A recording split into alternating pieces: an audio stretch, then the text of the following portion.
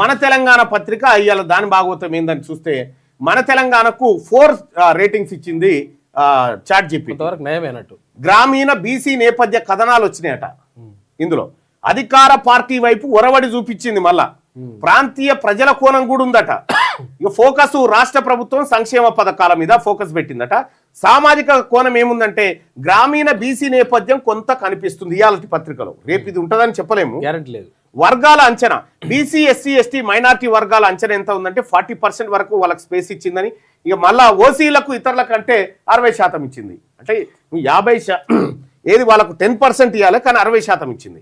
వాడిన పదాలు వచ్చేసి సంక్షేమం, లబ్ధిదారులు, ప్రజలు ఇవాళ వాడినటువంటి ముఖ్యమైన పదాలు.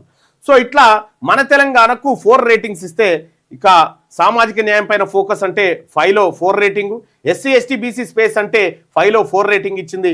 ప్రభుత్వాన్ని విమర్శిస్తుందా అంటే ప్రభుత్వ విమర్శ చాలా తక్కువనే ఉంది, 3 రేటింగే ఉంది. ఇక్కడ ప్రభుత్వ విమర్శ ఎక్కువగా పెరిగినటువంటి పరిస్థితిలో ప్రజాస్వామ్యం నిలబడుతుంది అనేది లెక్క మనం గుర్తుపెట్టుకోవాల్సిందే.